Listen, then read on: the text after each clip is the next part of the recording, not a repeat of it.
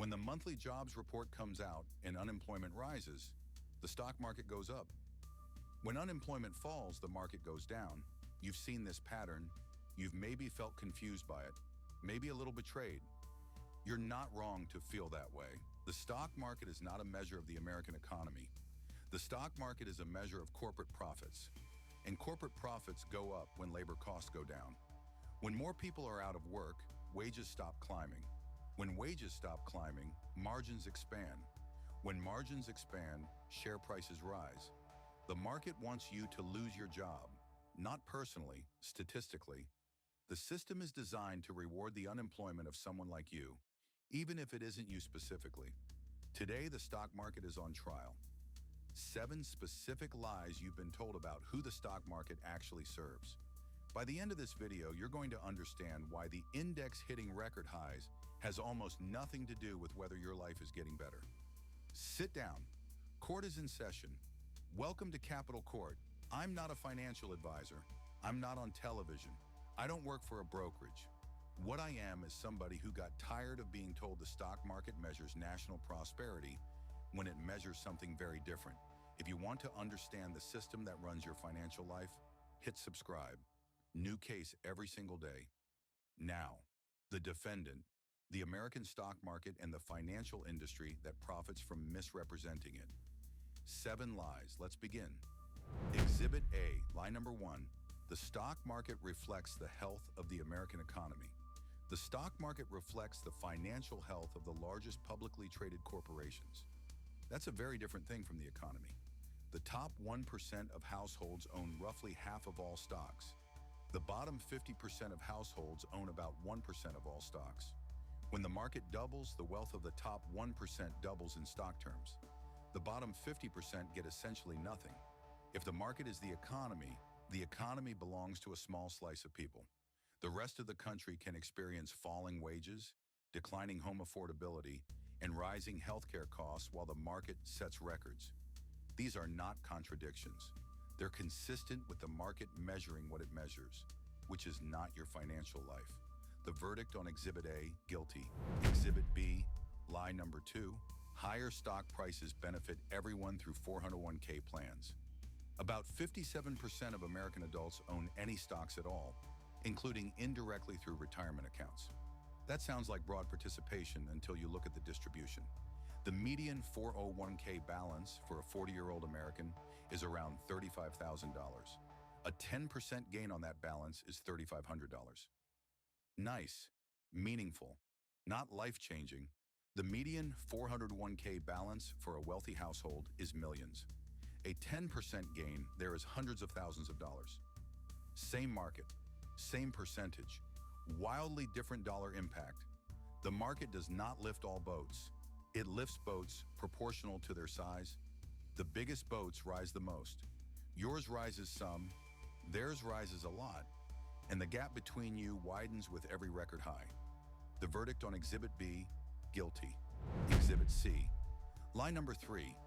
When unemployment falls, the market rises because the economy is strong. The actual data says the opposite for the last 40 years. When unemployment falls below the Federal Reserve's preferred range, the Fed gets nervous about wage inflation. The Fed signals it might raise rates. Markets fall in anticipation.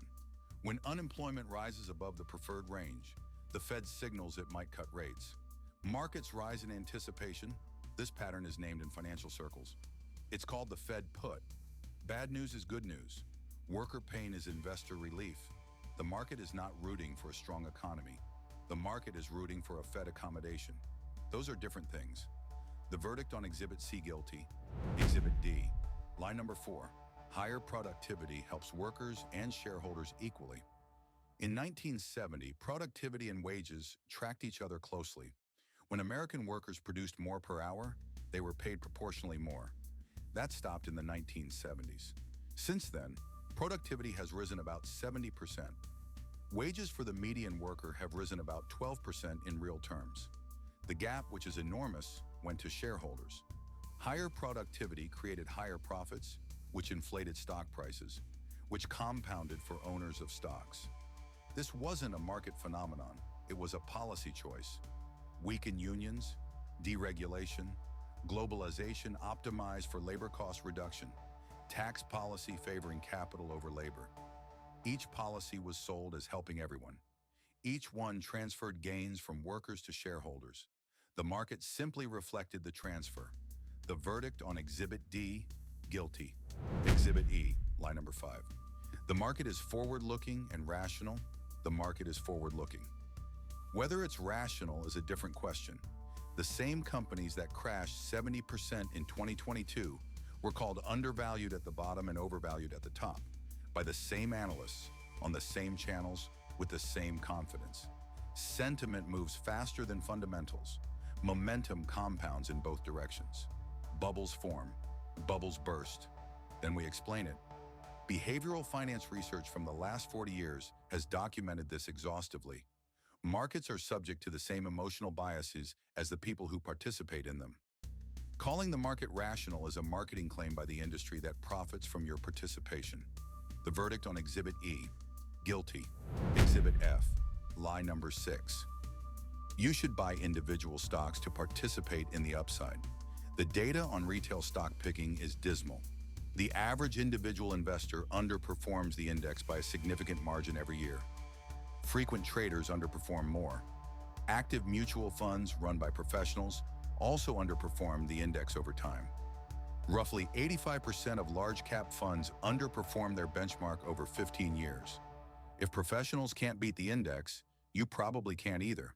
The financial industry sells stock picking because stock picking generates trading commissions, advisory fees, and engagement. None of those things help your returns. All of them help the industry's revenue.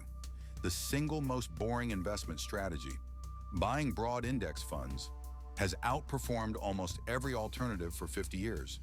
The industry doesn't lead with this because there's no fee in it. The verdict on Exhibit F, guilty. Exhibit G. Line number 7. The market will always come back. In nominal terms, the S&P 500 has always recovered eventually. That part is true, but eventually does a lot of work in that sentence. After the Great Depression, the market took 25 years to recover in nominal terms. After 2000, it took 13 years for the S&P to reach its prior peak.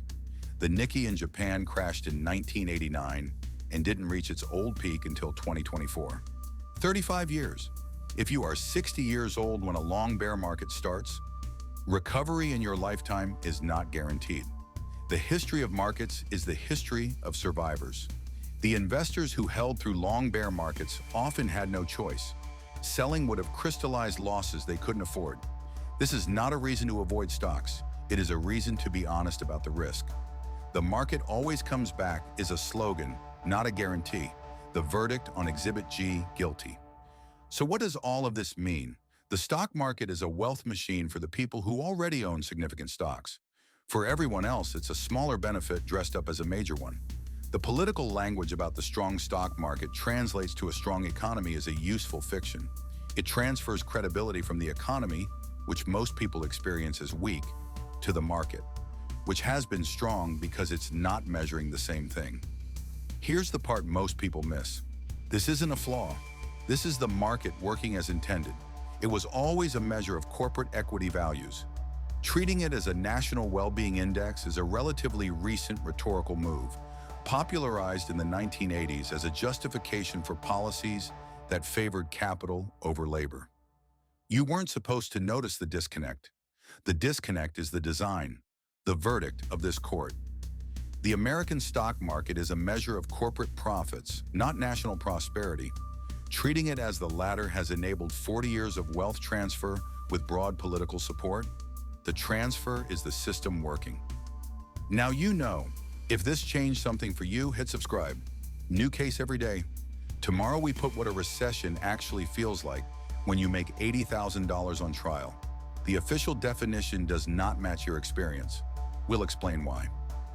While the market rewards owners, here's one way to become one. In the description below, you'll find a brokerage that lets you buy fractional shares of index funds without paying commissions. Affiliate link. Use it if you want to support the channel. Court is adjourned. See you tomorrow.